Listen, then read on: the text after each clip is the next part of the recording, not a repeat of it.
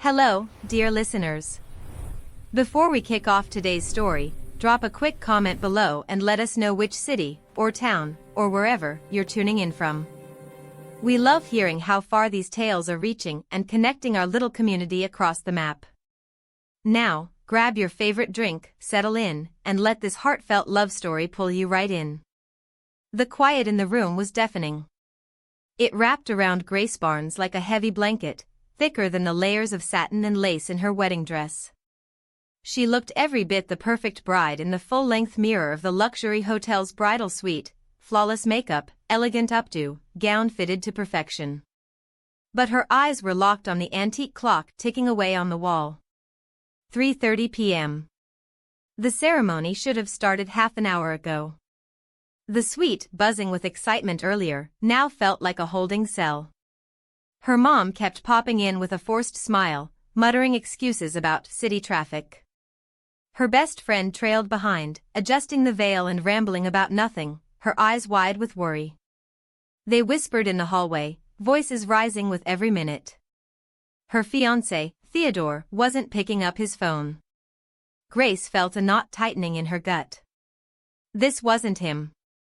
Theodore was the king of punctuality, spreadsheets, timelines, everything planned to the second. 2 years engaged, 2 years of his reliable charm, and now, radio silence. The door swung open suddenly, startling her. Hope flared, maybe it was him. But no. It was Sebastian Ashford. Her boss. He filled the doorway like he owned the place, which, in a way, he kind of did, being the CEO. His striking red hair contrasted sharply with his pale skin, and those piercing blue eyes, usually ice-cold in meetings, now burned with something urgent and grave. He scanned the room, jaw clenching. "I need to talk to Grace," he told her parents, voice low but commanding. "Alone." They hesitated, confused, but one look from him and they stepped out, door clicking shut. The silence shifted, tense, electric. Sebastian strode to the center of the room. "Grace," he said, voice steady but strained. "Theodore isn't coming." The words hit like a punch. Her breath caught. He was arrested an hour ago, on his way here. He didn't sugarcoat it. Theodore was a corporate spy. The company had been investigating for months, he was central. The relationship, the engagement, the whole wedding, it was all a setup to get access to confidential financials through Grace, the senior accountant at Ashford Industries. Her world crumbled. The dress felt like a mockery. Betrayal burned deeper than any jilting. This man she'd loved had never existed. A choked sob escaped as she collapsed into a chair, gown billowing around her. "The guests," she whispered. "Hundreds downstairs, family flying in from across the states, friends, colleagues." The pitying looks would destroy her. Sebastian's face hardened with quiet rage. He hated chaos, but cruelty? That was worse. Then, in a move that floored her, he knelt in front of her, the billionaire CEO on one knee. "Grace," he said softly, intensely. "Most guests barely know Theodore. They came for you, to see you happy. They don't need the truth today. Not the heartbreak." She stared, mind reeling. "What are you saying?" He held her gaze.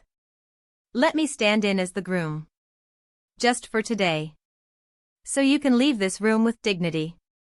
A bitter laugh nearly escaped. "But, you're my boss. Office people are here. Few know what I look like up close," he cut in gently. "I won't let him ruin you." He stood, extending his hand, a choice, not an order. "Ready?" Her hand trembled as she took it. His grip was firm, grounding. Her parents' shocked faces appeared at the door. Sebastian shielded her slightly. "Trust me. I'm protecting her." They nodded, stunned. The walk to the ceremony hall felt endless, his hand the only real thing. He whispered, "Just look at me. No one else matters." Doors opened to a sea of confused murmurs. "But..." Sebastian strode confidently down the aisle, Grace focused on his steady blue eyes. At the altar, his vows rang true to the crowd, but to her, they were a promise of support, to be her strength, to honor her kindness, to protect her heart. Then, you may kiss the bride. Panic surged. But he cupped her cheek gently, eyes saying, I've got you. The kiss was soft, brief, protective, not passionate, but profound in its respect. It lingered just enough to feel real. Applause thundered as they pulled apart.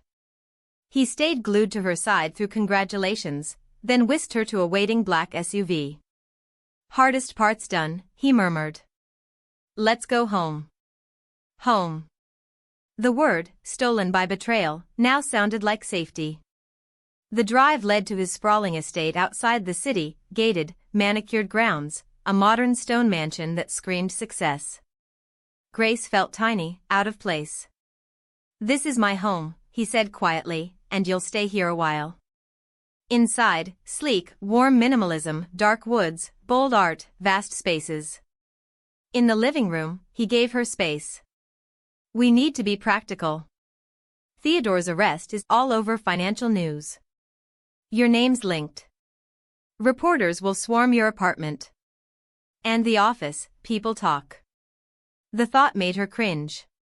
So, a proposal that helps me too. My life's a mess, schedules, everything. I need someone trustworthy as my personal executive assistant here. Handle my calendar, gatekeep, organize the house.